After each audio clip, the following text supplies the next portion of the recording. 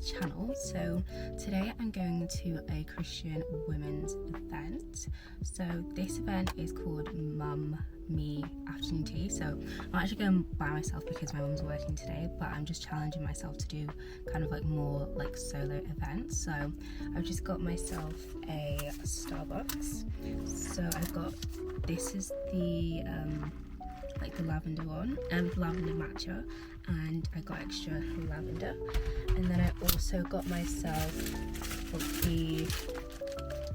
this is the 5 cheese toasty. So I'm gonna have that before I go. So the event starts at 3 and it's currently 1:21, but I don't like to be late, so I'm gonna set off in a bit. So this is gonna be the 3rd event that I've been with these like women, like Christian women events.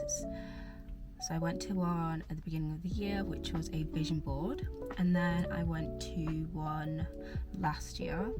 It was a paint one, so I'm really excited to go, even though I'm gonna go by myself. So you can't really see, but I'm just wearing this dress. It actually has a straps, but it kind of looks like it's off the shoulder.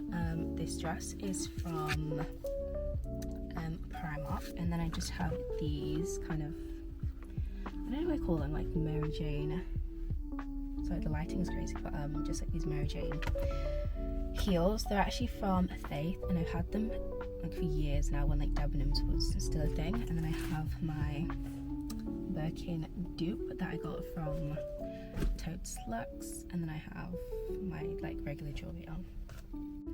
Okay, so this is like not the best angle, but like the sun is literally like directly like over there, so it kind of ruins the video. But I'm here at the event. I'm actually like 15 minutes early because I hate being late, so I'm literally just sat in the car waiting. I just had my cheese toasty, and I'm probably going to finish the rest of my matcha. But yeah, I'm really looking forward to the event, and yeah, I'll probably show you my full outfit in a bit. Also, this is the makeup that I did for the event. It's literally my like usual makeup that I do, quite natural, with like a little like pinky lips.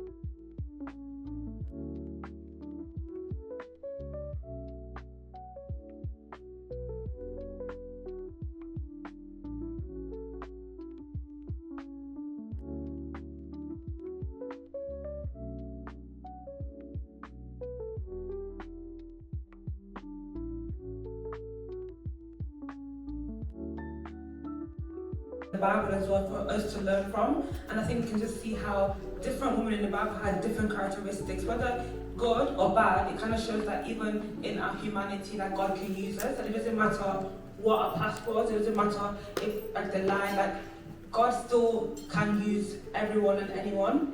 And I think in the society that we live in now, that sometimes I feel like it can be against women sometimes, like we can't be ourselves, or there's this attack on women. It kind of reminds us that God has given us a purpose, and we just have to walk in that purpose, that we shouldn't be, the quality that God has given us, we shouldn't like feel ashamed about it, or we need to like actually sit in the fact that God has made us emotional. There's a reason why He gave us that quality. It's nothing to be ashamed of, nothing that we need to hide. So it's a reminder that God has made us women for a reason, and there's a purpose it's given us, and we shouldn't be afraid, and we shouldn't, shy away from it or make it any smaller for anyone. But we should actually sit in that. We should be happy and prideful that God, not prideful, but be proud of who God has made us to be. So hopefully you guys all learned from each other and all the qualities that is on the workshop. So thank you everyone for sharing. I'm just gonna do a quick little talk on just biblical motherhood, and we're just going to be looking at a few mothers devoted herself to him. So all of that was in the presence of prayer. So she was praying to God, then she prayed to God so that she could give God Samuel over to him. And as a result, Hannah's son ended up changing history. So the result of her prayer is that Samuel became one of Israel's greatest prophets, and he anointed both King Saul and King David. And it just shows how a mother's faith and prayer can change the trajectory of the lives of their children. And it was, if Hannah didn't pray, Samuel maybe was never born, and she would have never had Samuel to anoint these kings. So prayer is a thing that as a mother we should all do. Our next example is Sarah. So what we can learn from Sarah is having faith. So we know Sarah's story. She was barren, she was old. God said, you're going to have a kid, and he said she was going to have a kid, but it was just not coming. So for like 25 years she was just like, where's this kid that you promised me? I'm getting old. But eventually she had a baby. So Sarah's journey of waiting in faith. So Sarah was waiting for years, and in Hebrews 11:11 it says, by faith even Sarah, who was past childbearing age, was enabled to bear children because she considered him faithful who had made the promise. So although she may have had a little bit of ups and downs during the waiting period, she eventually was still waiting for that promise to come true, and she was an example to us of how to be a faithful mother. And then she was also a mother of a miracle child. So in Genesis it says Isaac was born in Sarah's old age, fulfilling God's covenant. His name means laughter, symbolizing both Sarah's initial doubt and her joy in God's faithfulness as well. And then she also leaves as a legacy of strength and redemption. So in 1 Peter, it says that she is an example for women of faith, saying you are her daughters if you do what is right and not give way to fear. So Sarah is an embodiment of faith, despite her age, despite her ups and downs. At the end of the day, she was still faithful and she still waited on God's promise, and God delivered. And as a result, she became the mother of nations. So that faith wasn't just in vain. She actually ended up becoming the mother of nations. And in Genesis it says, I'll bless her so that she will be the mother of nations. Kings of people will come from her. And as you know, she gave birth to Isaac, and then God just started fulfilling his plans from there. So the next example we have is Naomi. So she shows us that we should be an emotional and spiritual guidance to our daughters, to our children, but not only to them, but to the people around us, to the women around us. We can mentor people, and as a woman, we can be able to give that emotional and spiritual guidance to the women and daughters around us, regardless if they're our daughters biologically or not. So Naomi was able to nurture and guide. So after losing her husband and sons, Naomi could have been consumed by grief. She could have said, no, I just want to stay here and cry all the days of my life because of the disaster that's happened to me. However, instead, she cared for Ruth and Orpah, and then she guided them with wisdom. In Ruth it says, go back each of you to your mother's home. May the Lord show you kindness as you have shown kindness to your dead husbands and me. And it just shows us that a nurturing mother offers wisdom and encouragement and emotional support even through hardship. So as a mother, we know that we have to take care. I'm not a mother myself, but I do have a mom, and she's over there.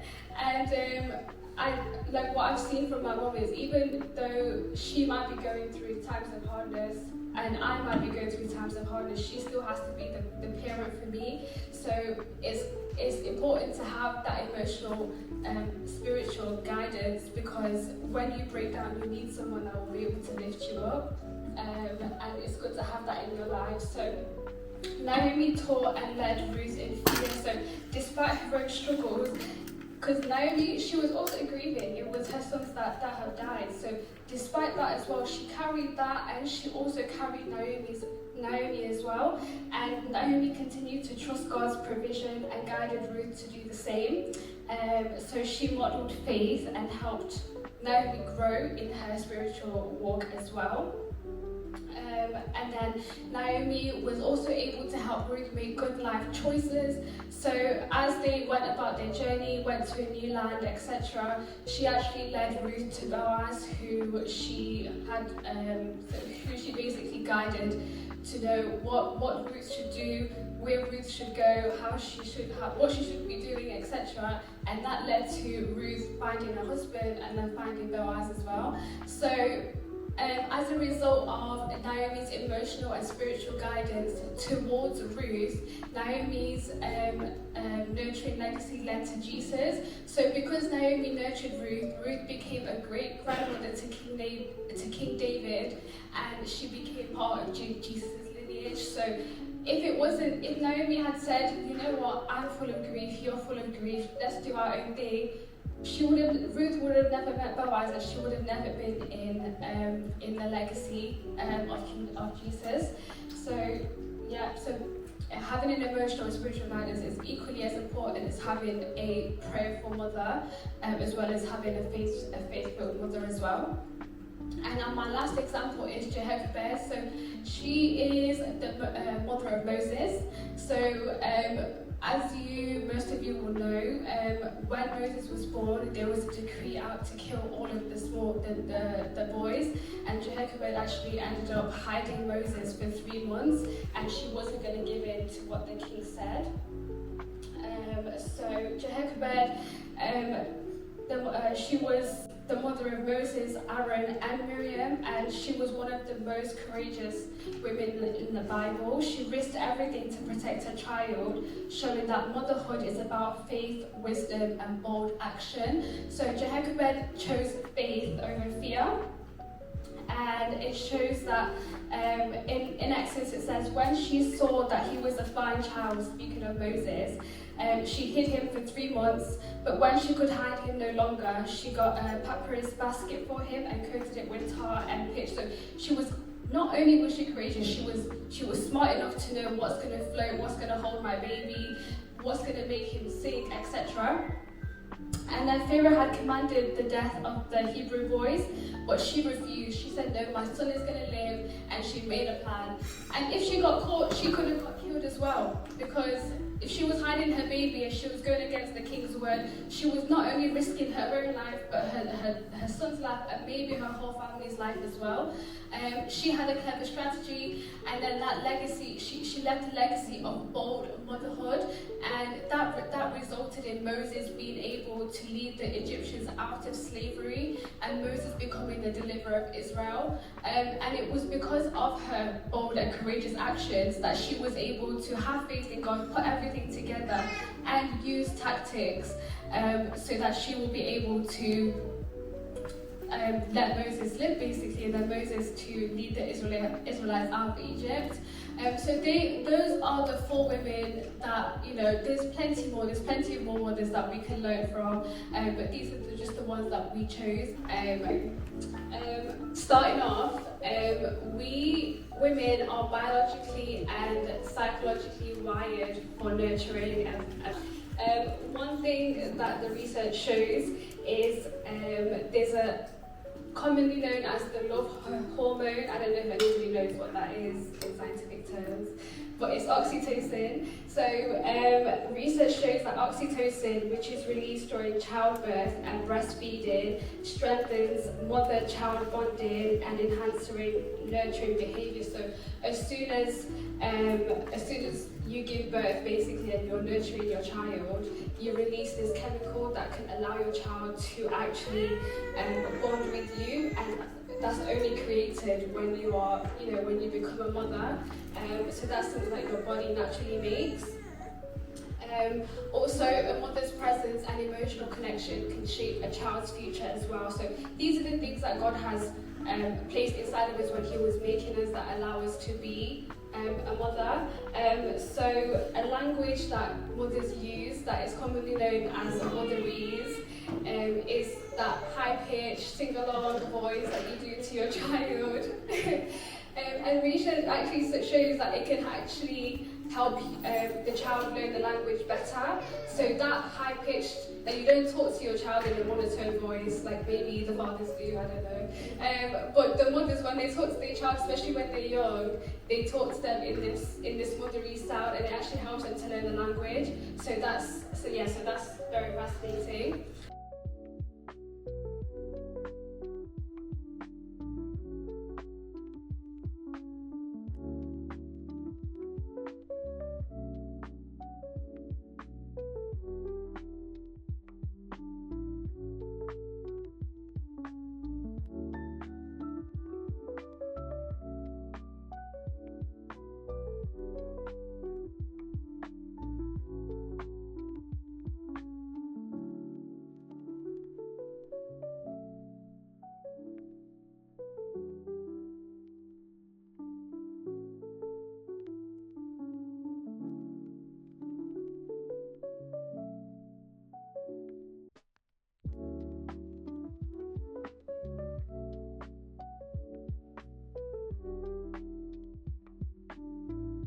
Literally just left the event now. It was so good. We had so many good discussions. It was just so nice to kind of like meet other like Christian women. So yeah, I had so much fun.